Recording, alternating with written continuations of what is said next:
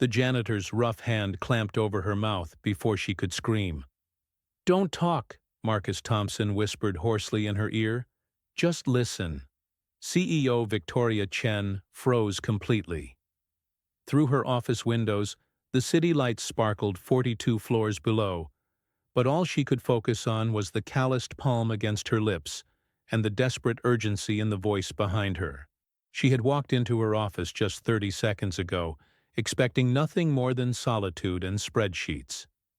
Instead, this man, her building's night janitor for the past 3 years, had grabbed her from behind.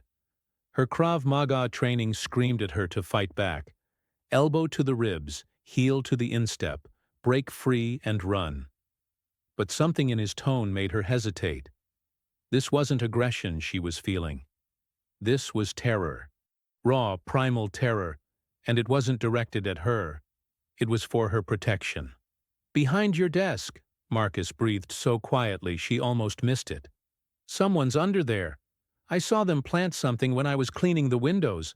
They're still here, waiting." Victoria's blood turned to ice water.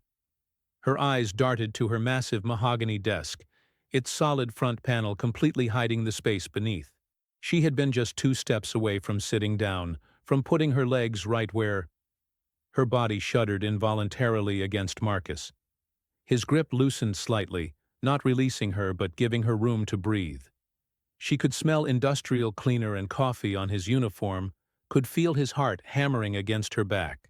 This man she had passed 1,000 times without really seeing, whose name she had never bothered to learn until this very moment, was shaking with fear while trying to save her life. Slowly and carefully she nodded against his hand. She understood. She believed him. God help her. She believed the janitor more than she would believe her own security team right now.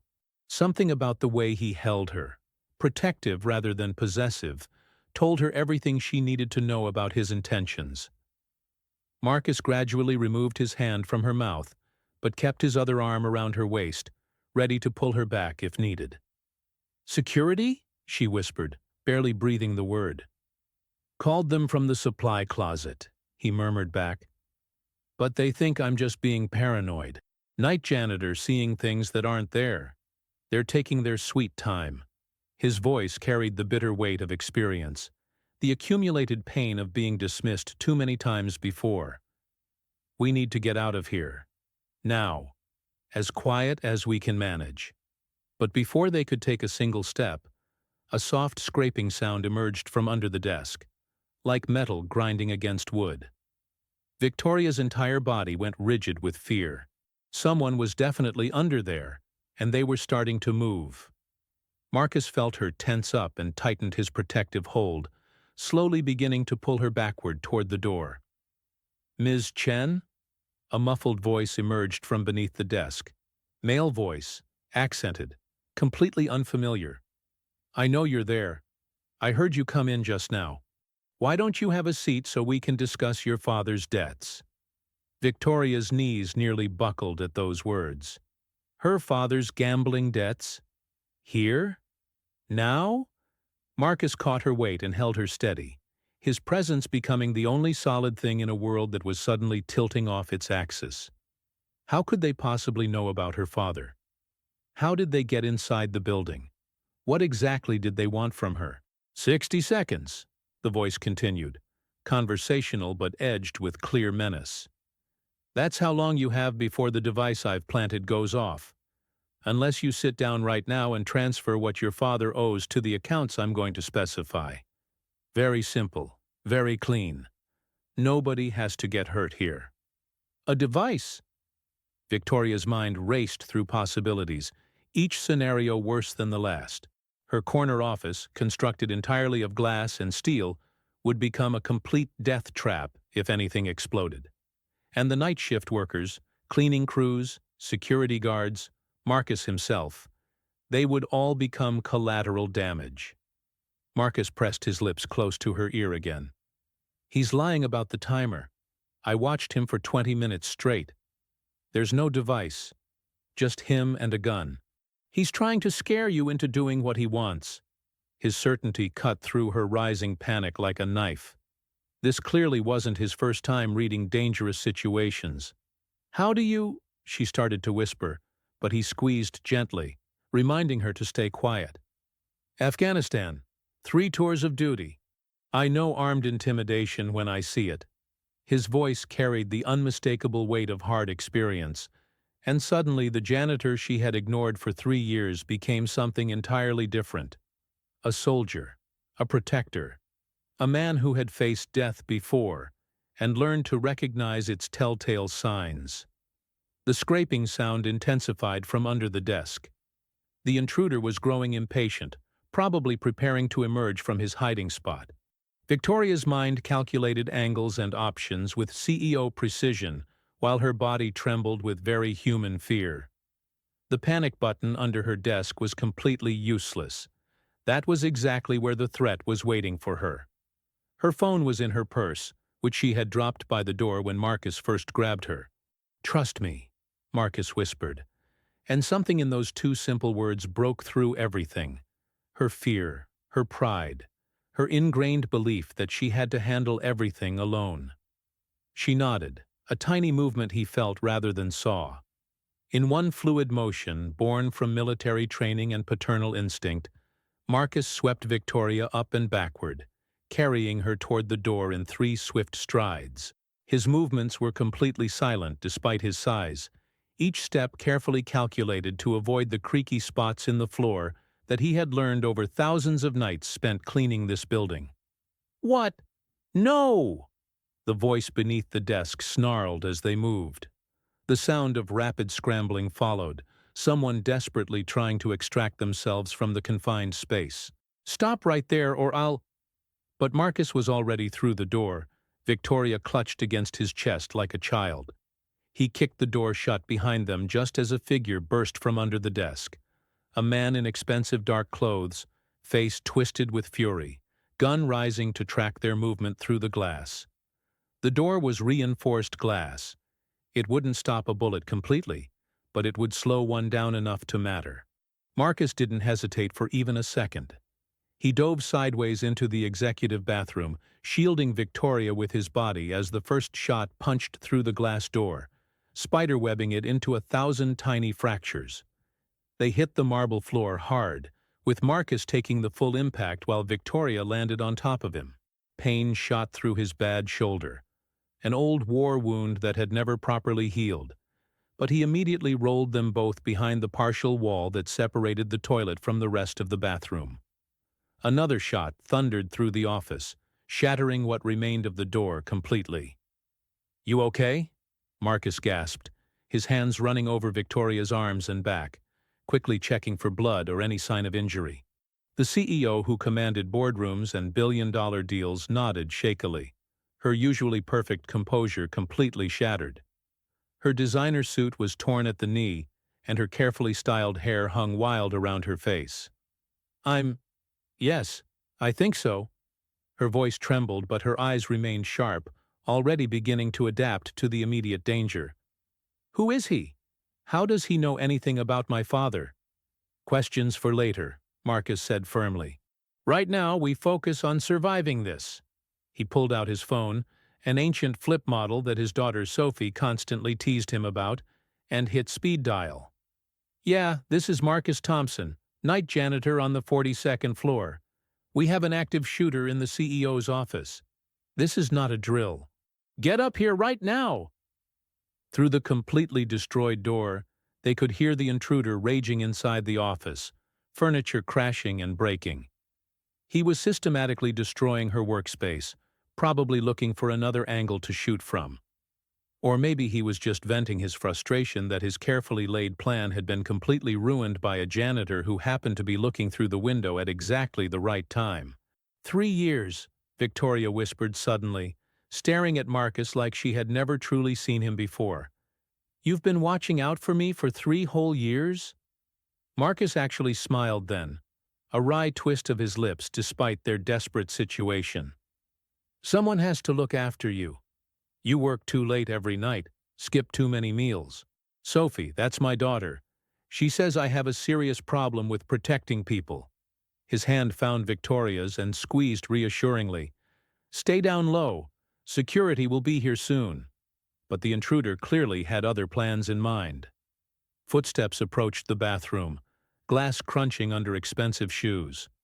"This doesn't have to end badly for anyone," the man called out, his accent growing thicker with stress.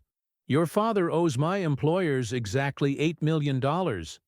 That's pocket change for someone like you. Transfer the money and I leave quietly. Everyone gets to live." "8 million?" Victoria breathed in shock. The number was staggering even for someone with her resources. Her father's gambling addiction had apparently spiraled much further than she had ever known. But Marcus shook his head sharply at her. "Don't engage with him. Don't try to negotiate. Just wait for backup to arrive." A shadow suddenly fell across the bathroom entrance. The man was right there, just barely out of their line of sight.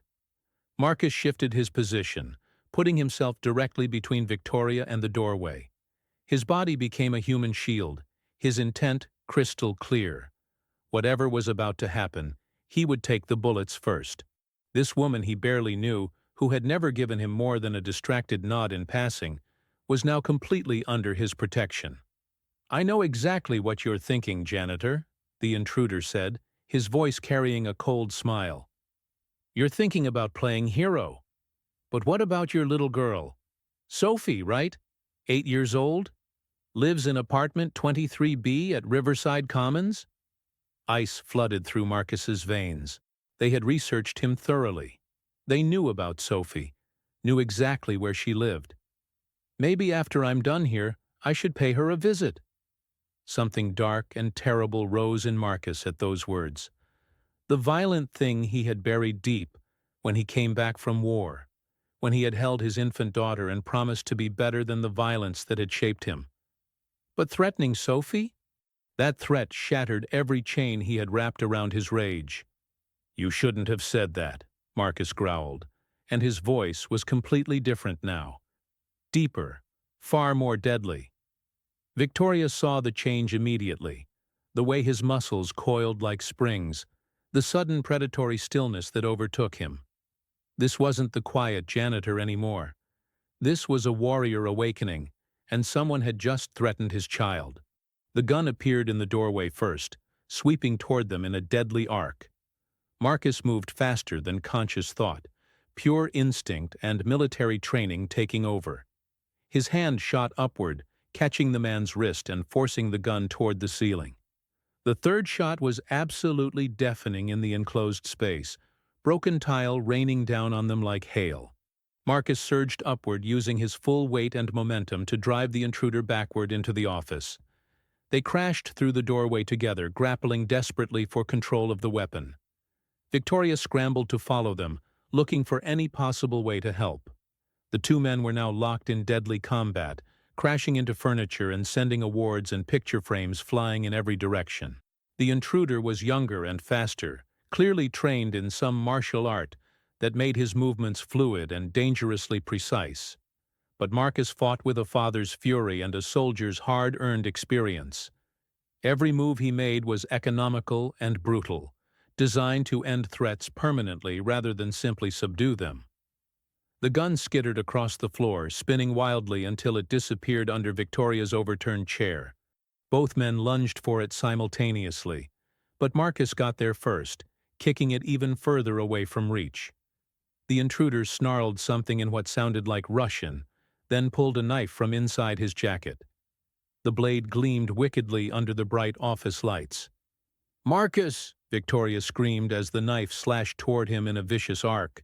He twisted desperately, the blade catching his uniform shirt and tearing through to score a red line across his ribs. Not deep enough to be fatal, but enough to make him grunt in real pain. The intruder pressed his advantage immediately, driving Marcus backward with a series of lightning-fast strikes. For a terrifying moment, it looked like the younger man might actually win this fight.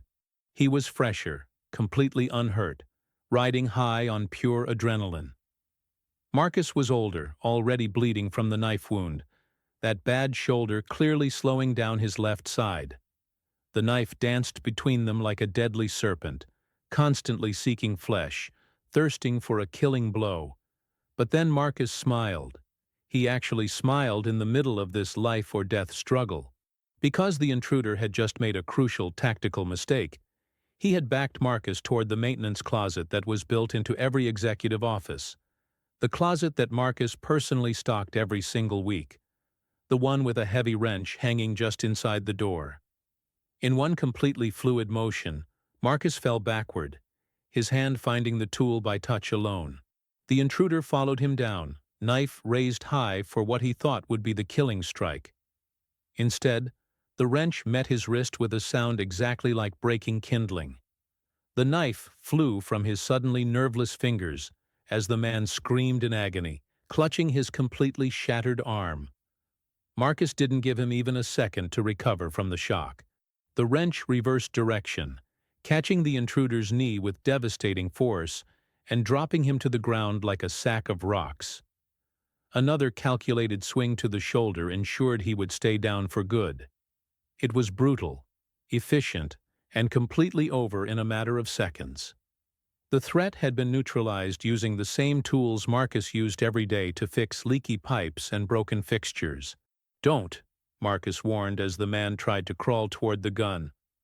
"I've got a little girl to go home to. You already threatened her once.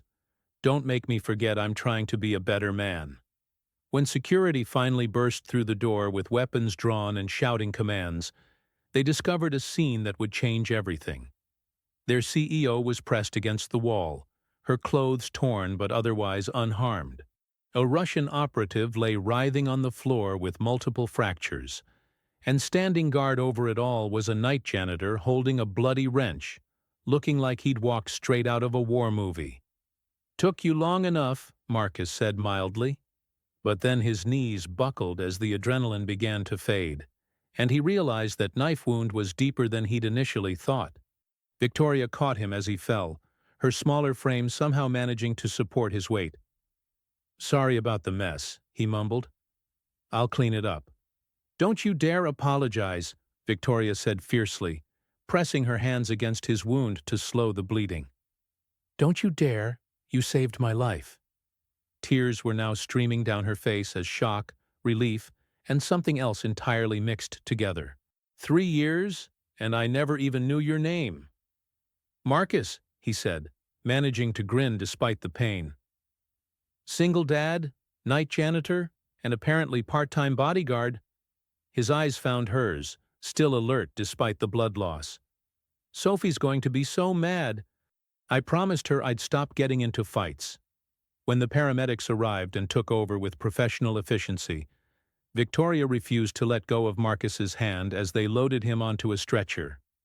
"I'm coming with you," she told the EMT who tried to stop her. "He saved my life. I'm not leaving him." In the ambulance, while the medical team worked on his wounds, Marcus kept his eyes focused on Victoria. "Your father," he said quietly. "The gambling. I've heard you on the phone trying to handle it alone. You don't have to—" "Shh," she interrupted, squeezing his hand. "We'll deal with that later. Right now, just focus on staying conscious. Sophie needs her dad." "She needs stability," Marcus corrected. "That's exactly why I took this job. Regular hours, benefits, safe environment." He laughed, then immediately winced. "So much for safe." Victoria found herself laughing too, hysteria and relief making everything feel absurdly funny. Here she was, one of the most powerful women in business, riding in an ambulance with her night janitor, covered in his blood and her own tears. At the hospital, doctors stitched Marcus up with 15 stitches for his wounds, treated his bruised ribs and strained shoulder, but fortunately nothing was life-threatening. Victoria stayed through it all, using her influence to ensure he received the best possible care. When they finally let her see him, she found him trying to figure out the TV remote with his good hand. "Sophie's at Mrs. Rodriguez's apartment," he explained when he saw her. "She's our neighbor lady who watches Sophie when I work nights. I need to call and let them know I'm okay." Even lying in a hospital bed, the paternal worry in his voice made Victoria's heart clench. She handed him her phone without hesitation. "Use mine. And Marcus? I'm calling my lawyers. Whatever they promised your Sophie, whatever they threatened, it ends now. Nobody threatens children on my watch." The steel was back in her voice, the same steel that had built an empire from nothing. The phone call to Sophie was both heartbreaking and hilarious to witness. Marcus tried to explain his injuries without scaring his daughter, promising he'd be home tomorrow. Yes, he'd bring ice cream, and no, he wasn't fighting bad guys again. Just a little accident at work. Victoria watched him completely transform from warrior to father, his whole demeanor softening. "She wants to talk to you," Marcus said suddenly, holding out the phone. Victoria blinked in surprise. "Me?" He nodded, smiling. "I might have mentioned the nice boss lady who made sure I got fixed up." Victoria took the phone hesitantly. "Hello, Sophie." A bright young voice chirped back. "Are you the boss lady? Did my daddy save you? He's really good at saving people. He saved our neighbor's cat from a tree, and he saved me from a spider yesterday." The innocent pride in the little girl's voice completely undid something inside Victoria. This man who'd risked everything had an 8-year-old daughter who thought spiders were the biggest threat in the world. "Yes, he saved me," she said softly. "Your daddy is a real hero." "I know," Sophie said matter-of-factly. "But don't tell him I said that. He gets all weird when people call him that. Hey, are you pretty? Daddy needs a pretty friend. He's been sad since Mommy left." "Sophie Marie," Marcus groaned from the bed, reaching for the phone. But Victoria was laughing, real laughter for the first time in hours. "I think your daddy wants his phone back," she told Sophie. "But maybe we can talk more later?" "Okay, bye, boss lady. Take care of my daddy." The silence after the call was loaded with new awareness. Victoria pulled a chair close to his bed, studying this man she'd overlooked for so long. She noticed the calluses on his hands from honest work, the small scar on his chin, the way he kept glancing at the door like he was planning escape routes even now. 8 years old and already trying to set me up, Marcus said ruefully. "I'm sorry about that. She doesn't have much of a filter." Victoria shook her head. "Don't apologize. She sounds wonderful." After a pause, she asked, "Her mother left?" Marcus's face tightened slightly. 2 years ago. She couldn't handle the adjustment when I came back from deployment. PTSD, night terrors, the whole package. I don't blame her. It was rough." He shrugged, then winced at the movement. "Sophie and I do okay on our own." "Better than okay," Victoria said firmly. "You're raising a confident, happy little girl while working nights to provide for her. That's—" She stopped, as unexpected emotion choked her words. Her own father had given her everything materially, but had gambled away his integrity. Meanwhile, Marcus had nothing but gave his daughter everything that truly mattered. "Why did you really save me?" she asked suddenly. "You could have just called security and left. Why put yourself at risk?" Marcus was quiet for a long moment, considering his answer carefully. "Because I've been watching you for 3 years," he said finally. "Every night. And I see things." Victoria felt suddenly exposed, vulnerable. "What things?" "I see you working until dawn, forgetting to eat. I see you paying your staff bonuses out of your personal account when the board says no. I see you keeping your father's treatment receipts in your locked drawer, the one you think nobody knows about." He met her eyes steadily. "I see someone who saves everyone else, but won't let anyone save her." The words hit like physical blows, each observation serving as proof of how visible she'd been when she thought she was completely hidden. "So when I saw that man in your office," Marcus continued, "waiting to hurt you, to use you, I couldn't just watch. Not again. Not when I could actually do something about it." "Again?" Victoria asked softly. His jaw tightened. "Afghanistan. I watched too many good people get hurt because I followed orders instead of trusting my instincts.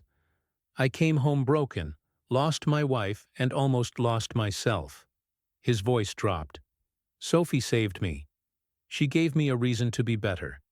And tonight I finally got to use all that darkness for something good. Victoria realized she was crying again, tears sliding silently down her face. This man, this overlooked janitor, had seen her more clearly than anyone else in her life. He had valued her enough to risk everything. The gratitude was overwhelming, but underneath it was something else, something warm and dangerous and absolutely impossible. "The man who attacked me," she said, needing to change the subject before she did something stupid. "He knew about my father's debts. He knew exactly how much, where to find me, when I'd be alone." Her CEO mind was working again, analyzing threats. This was an inside job. Marcus nodded grimly. The way he moved showed professional training. Russian mob, maybe? They've been moving into high-stakes gambling, targeting addicts with wealthy families. He paused thoughtfully. "You need better security. Real protection, not just for show." "I need—" Victoria started, then stopped. What she'd been about to say was completely insane. But looking at this man who'd bled for her, who saw through all her masks, insane felt like the only sane option available. "Would you consider a position change? Head of personal security?" Marcus blinked in surprise. "Victoria, I'm a janitor. I clean offices." "You're a decorated veteran with combat experience who just took down an armed assailant with a wrench," she countered immediately. "You've spent 3 years learning every inch of our building, every security weakness. You know my schedule better than I do." She leaned forward. "More importantly, I trust you. I have Sophie to think about," he said carefully. "Night shifts work because she's in school during the day. I can't—" "Days only," Victoria interrupted. "Same pay. Actually, triple the pay. Full benefits. Flexible hours for school events." She was in full negotiation mode now. "I'll even throw in tuition assistance for Sophie's education."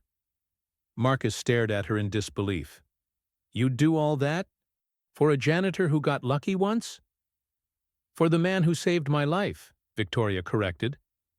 "For someone who sees me as a person, not just a title or a bank account." Her voice softened. "For the father who's showing me what real strength actually looks like." The hospital room felt smaller suddenly, charged with new possibilities. Marcus's hand moved slightly on the bed, and Victoria found herself covering it with her own. His skin was rough, warm and real in a way her perfectly manicured world never was. "People will talk," he warned. "CEO and her janitor-turned-bodyguard. Your board will have strong opinions about this." Victoria laughed, surprising them both. "Let them talk. I'm done living for other people's opinions." She squeezed his hand. "What do you say? Partners?" Marcus studied her for a long moment. She could see him weighing options, thinking of Sophie, calculating risks and possibilities. Finally he smiled, a real smile that completely transformed his usually serious face. "Okay, but I'm keeping the night janitor position too." At her startled look, he explained, "Someone needs to make sure your office is really clean after tonight's mess." They both laughed, the tension breaking into something lighter and more hopeful. But their hands stayed linked, a connection neither was ready to examine too closely. Outside the hospital window, dawn was breaking over the city, painting the room in soft gold light. It was a new day, bringing changes that neither of them had expected. However, that dawn in the hospital was not the end of the darkness. It was merely a brief interval of peace. Marcus's new life, as Victoria's head of personal security, began under the weight of forced normality. He now accompanied her to meetings as a ghost in a suit instead of overalls, his eyes constantly sweeping every room, no longer looking for dust, but for threats. The first crack in their facade of tranquility appeared in less than a week. During his first comprehensive audit of the building's security system, Marcus discovered troubling anomalies. Master key access logs showed usage on empty floors in the middle of the night. Security cameras in strategic blind spots experienced failures for exactly 2 minutes at irregular intervals. The patterns were subtle, almost invisible, clearly designed not to be noticed, but to be quietly exploited. The old head of security, Peterson, was a man clearly resentful of being replaced by what he called a janitor. He dismissed Marcus's concerns as nothing more than rookie paranoia. "The system is state-of-the-art," Peterson said with a sneer. "Maybe you should focus on making sure the trash cans are emptied, Thompson." But Victoria trusted Marcus completely. She authorized a discreet system upgrade under the innocent pretext of routine modernization. While the technicians worked on the improvements, Marcus took Victoria and Sophie to dinner. It was supposed to be a normal evening, an attempt to build a bridge over the vast abyss that separated their different worlds. However, in the sophisticated restaurant, surrounded by executives and socialites, Marcus felt more exposed than he ever had on any battlefield. It was there that he spotted something alarming. Arthur Caldwell, the oldest and most influential member of Victoria's board of directors, was seated at a table in the back corner, engaged in what appeared to be a very tense conversation with none other than Peterson himself. This clearly wasn't a casual social meeting. Caldwell's hands moved with barely contained fury, while Peterson's face had turned pale as chalk. Marcus felt that familiar chill creeping up the back of his neck, the same warning sensation he'd experienced before every ambush in his military days. "That man over there, Caldwell," Marcus whispered to Victoria, keeping his eyes locked on the two men across the room. "He and Peterson. Something seriously wrong with this picture." Victoria frowned, genuinely puzzled by his concern. "Arthur? But he's like an uncle to me. He's known my family for decades, Marcus." Marcus's voice dropped to a low, hard tone that carried the weight of hard-earned experience. "In my old line of work, Victoria, the deadliest attacks always came from the people everyone thought were uncles." The confirmation Marcus had been dreading arrived exactly 2 days later. An encrypted email landed in his inbox from an old military intelligence contact, someone he'd reached out to for information on Dmitry Volkov, their attacker. What he read sent ice through his veins. Dmitry Volkov was far from being a simple mob enforcer looking for gambling money. The man was a former Spetsnaz operator from the elite Russian Special Forces. But here's what made Marcus's blood run cold. Volkov's unit had operated in the exact same province of Afghanistan where Marcus had served, during the exact same time period. Even more chilling was this detail. Volkov's younger brother had died in a counterinsurgency operation, led by an American sergeant whose description matched Marcus's profile perfectly. This revelation changed everything. The gambling debt story was nothing but smoke and mirrors, a convenient cover story. The brutal attack on Victoria had never been about money at all. This was deeply, intensely personal. But this raised two terrifying questions that gnawed at Marcus. How had Volkov managed to track him down after all these years? And why use Victoria as the target? The answer hit Marcus like a physical blow to his gut. Volkov hadn't found him through some elaborate manhunt. Someone had hired Volkov, someone who already knew that Marcus Thompson, the invisible night janitor, was actually Marcus, the former Special Forces operative. Someone who understood that Marcus's protective instincts would force him to abandon his carefully constructed cover and emerge from the shadows to save an innocent woman. The horrifying truth became crystal clear. Victoria had never been the real target. She was the bait in an elaborate trap, and Marcus had walked straight into it, hook, line, and sinker. When Marcus confronted Victoria with this new intelligence, he watched the color drain completely from her face. Her voice came out in a stunned whisper. "That doesn't make any sense at all. Who would do something like this? Who even knew about you and your—" She stopped mid-sentence as the realization struck her like lightning. "Oh my God. Only the security team and HR knew about your military background when we hired you, and after the attack, the board was briefed about everything. That means Caldwell, Peterson." Victoria's carefully ordered world began crumbling around her as she processed the implications. The man she had trusted like family, the man she'd seen as an uncle figure her entire life, could very well be the architect of the nightmare that had nearly killed her. Victoria made a difficult decision. She would confront the one other person who might hold a crucial piece of this deadly puzzle: her father. During a tense, emotionally charged visit to his rehabilitation clinic, she pressed him hard. But this time, she wasn't asking about his gambling addiction. She was digging into something much more specific and dangerous.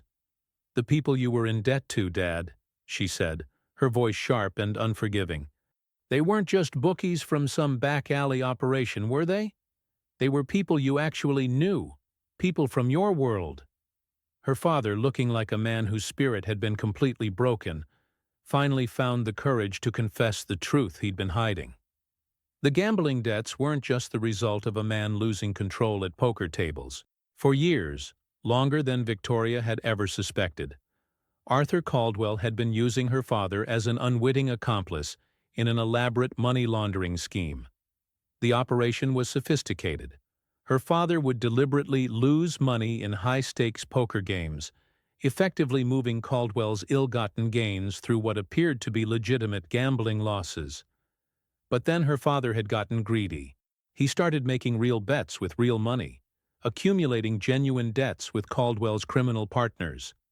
The debt that now controlled his life wasn't fabricated. It was painfully real. And Caldwell wasn't helping him out of family loyalty or kindness. He was weaponizing that debt, using it as leverage to control her father and, through him, gain inside access to information about Victoria and her company. "He wanted to take over everything, Victoria," her father whispered, his voice barely audible with shame. "Arthur said you were too idealistic for the business world, too honorable to do what needed to be done. He told me he needed a way to either discredit you completely or remove you from the picture entirely." Now the entire conspiracy clicked into place like pieces of a deadly jigsaw puzzle. Caldwell had his sights set on Victoria's company and her position as CEO. He understood that Victoria's father was her emotional weak point, the vulnerability he could exploit. He had used Peterson's access to company files to gather detailed information about Marcus, seeing the mysterious janitor's military background as the perfect opportunity to set his plan in motion. Caldwell had then hired Volkov, a trained killer with a deeply personal vendetta against Marcus, to orchestrate a hostage situation designed to achieve one of two equally beneficial outcomes. Either Victoria would die during the attack, clearing Caldwell's path to power, or she would be dramatically rescued by her dangerously violent janitor, creating exactly the kind of scandal and compromised judgment situation the board could use to justify removing her from leadership. The realization was devastating. They had been caught in an elaborate corporate trap that had turned deadly, with Victoria's own trusted advisor pulling the strings. With this new understanding of their situation, Marcus and Victoria faced a terrifying reality. Going to the police was impossible. Caldwell wielded too much political influence, and their evidence remained largely circumstantial. They couldn't trust the building's security system, since it reported directly to Peterson. They were completely on their own, isolated and surrounded by enemies. Marcus made a decision that would prove prophetic. That afternoon, he pulled Sophie out of school early, using a fabricated excuse about a family emergency. The combat intuition that had kept him alive during countless operations in hostile desert territory was screaming warnings at him, and as it turned out, those instincts were absolutely correct. Later that night, while Victoria was trapped in a deliberately scheduled late meeting, Marcus received an alert on his cell phone. It was triggered by a hidden security camera he had secretly installed in his apartment building's hallway, a precaution from his military days that he'd never abandoned. The footage showed a man disguised as a delivery driver systematically attempting to force the locks on his apartment door. Marcus immediately called Victoria, his voice carrying the deadly calm of a soldier switching into combat mode. "Get out of that building right now. Don't ask questions. Don't stop to talk to anyone. Meet me in the service parking lot immediately." He raced home, his heart hammering against his ribs with a mixture of rage and fear. When he arrived, he found clear evidence that someone had attempted to break in. Scratches around the lock, tool marks on the door frame, but the apartment itself hadn't been breached. The intruder had fled when he realized his attempt was taking too long. But Marcus understood the message being sent with perfect clarity. They knew about Sophie. The invisible line protecting his daughter had been crossed. This violation triggered something deep within Marcus that he had spent years trying to suppress. The warrior he had tried so hard to bury for the sake of becoming a peaceful father emerged in full, deadly force. He grabbed his old bug-out bag, a carefully packed survival kit from his military service days that he had never had the heart to unpack, and immediately took Sophie to safety. He brought her to Mrs. Rodriguez's apartment with strict instructions not to open the door for anyone, no matter who they claimed to be or what emergency they described.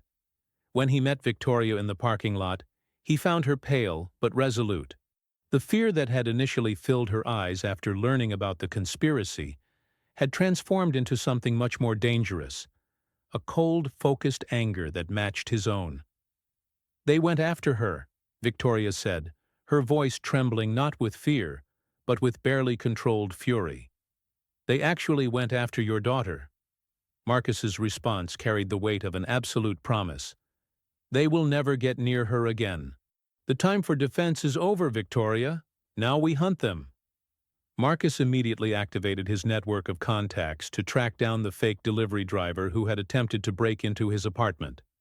The trail led to a local mercenary for hire, a man with a criminal record who had been contracted by Peterson for what was supposed to be a simple intimidation job. But as Marcus dug deeper into the connections and timeline, he discovered something that made no sense within their current understanding of the conspiracy. Dmitry Volkov, the highly trained Spetsnaz killer who had orchestrated the original attack, had left the country just 2 days after the hostage situation. This detail bothered Marcus intensely. If Volkov truly had a personal blood vendetta against him, if this was about revenge for his brother's death, why would he simply leave the job unfinished? And more puzzling still, why would Caldwell and Peterson hire a local amateur criminal to threaten Sophie when they had proven they could access a professional killer like Volkov? The truth, when it finally emerged, was far more complex and terrifying than anything they had imagined. Marcus devised a plan to capture Peterson and force the truth out of him. Using himself as bait, he lured the security chief into one of Victoria's company warehouses after hours, where he could isolate and interrogate him without interference. Faced with Marcus's military training and utterly terrified for his life, Peterson broke down completely and confessed everything he knew about the conspiracy. "Caldwell promoted me and paid off all my gambling debts," Peterson stammered, "but only in exchange for absolute loyalty and unlimited access to the company's security systems for his own purposes." But then Peterson revealed a detail that changed their understanding of everything that had happened. "But here's what you need to understand. We didn't hire the Russian. Volkov came to us. He had been actively hunting you, Thompson, for years. He knew everything about your new identity, your job, your entire life. He said he had what he called a blood debt that could only be settled with your death.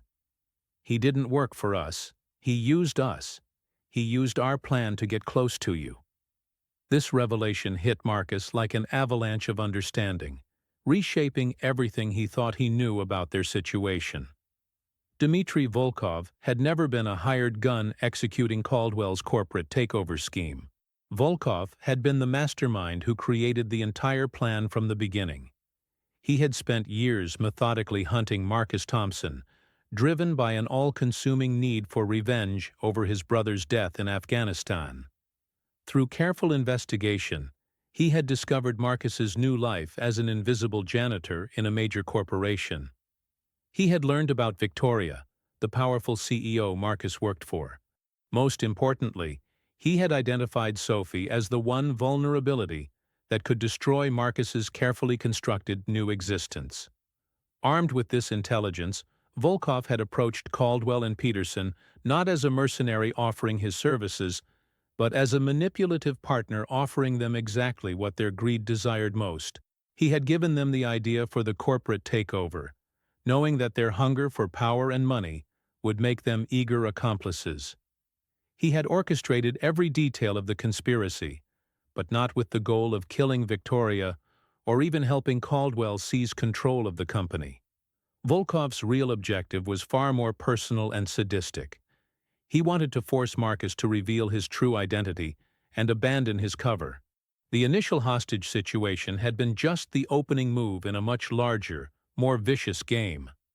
His ultimate plan was to systematically destroy every element of Marcus's new life, to kidnap both Sophie and Victoria, then force Marcus into a final confrontation where he would lose absolutely everything he had grown to love, just as Volkov had lost his beloved brother in that Afghan desert years ago. And here was the most terrifying revelation of all. Volkov hadn't actually left the country as they had been led to believe. That had been deliberate misdirection, designed to make them lower their guard. He had been waiting in the shadows, watching their every move, preparing for the moment when he would spring his final trap and achieve his checkmate. The endgame announcement arrived as a text message on Marcus's phone. It contained a single photograph that made his blood turn to ice. Sophie, bound to a chair with zip ties, her eyes wide with terror. Behind her stood Dmitry Volkov, his scarred face twisted into a cold smile of anticipation. But the image contained an additional horror. Mrs. Rodriguez, the kind elderly woman who had tried to protect Sophie, was also bound and gagged beside her. The caption accompanying this nightmare was brutally simple. "Your daughter's life in exchange for the CEO. The old textile factory on Pier 17. Come alone. You have exactly 1 hour." When Victoria saw the photograph, the blood drained from her face as she processed the implications. "Marcus, this is obviously a trap. He's planning to kill all of us." "Yes," Marcus replied, but his expression wasn't one of fear or despair. Instead, his eyes held the deadly calm of a predator who had finally identified his prey. But Volkov has made a critical mistake in his planning. He thinks he's still hunting the same isolated soldier he tracked through Afghanistan. That soldier was alone, vulnerable, with no resources and no allies. But this version of me, this one has powerful partners. He looked directly at Victoria, and in that moment he wasn't seeing the CEO who employed him, or even the woman he had sworn to protect. He was seeing the brilliant strategic mind who had built and commanded a corporate empire through intelligence and decisive action. "I need you to help me create a bigger bluff than his," Marcus said with quiet intensity. "And you're the best strategic thinker I know." The final confrontation didn't unfold as a traditional shootout between two warriors. Instead, it became a carefully orchestrated campaign that combined Victoria's corporate power with Marcus's military precision. Using her extensive influence and resources, Victoria triggered what appeared to be a massive hostile takeover attempt against her own company. She leaked carefully crafted false information that sent Caldwell's personal stock holdings into a devastating freefall, forcing him out of hiding as he desperately tried to salvage his financial position. Simultaneously, Victoria activated the fire alarm system throughout the entire port district, creating a chaos of emergency responders, fire trucks, and police units that provided perfect cover for Marcus's approach. While Volkov waited inside the textile factory, expecting Marcus to arrive through the front entrance like an honorable soldier keeping his word, Marcus was actually approaching from behind, moving with all the stealth skills that had once made him invisible in enemy territory. The physical confrontation between the two veterans was brutal and decisive. A deadly dance between two ghosts, from a war that had never really ended for either of them. But Victoria played the most crucial role in their victory. Using a commercial drone she had purchased with emergency 1-hour delivery, she flew it directly into the factory, broadcasting live footage of the kidnapping and the fight to police units who were already en route thanks to an anonymous tip she had placed using a voice disguiser. Trapped between Marcus's lethal fury and the approaching sound of police sirens, Volkov made one final, desperate mistake in his positioning. This gave Marcus the opening he needed to end the threat permanently.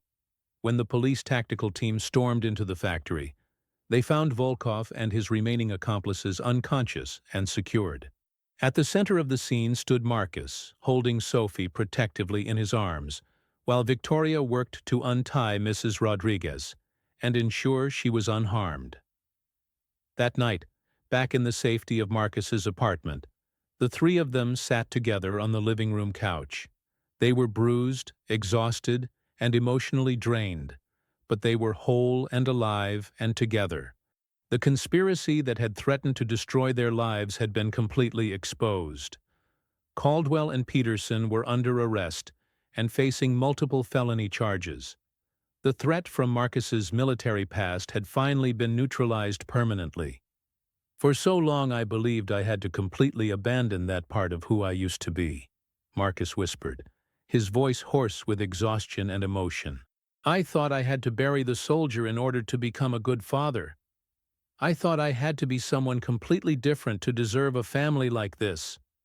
Victoria took his hand in both of hers, her touch gentle but firm. "You didn't abandon anything, Marcus. You didn't become a different person. You found a way to unite both parts of who you are. The warrior in you protected the father, and the father gave the warrior something precious to fight for." She looked down at Sophie, who had finally fallen asleep nestled safely between them. "Look at us, the three of us together. This is who we are now.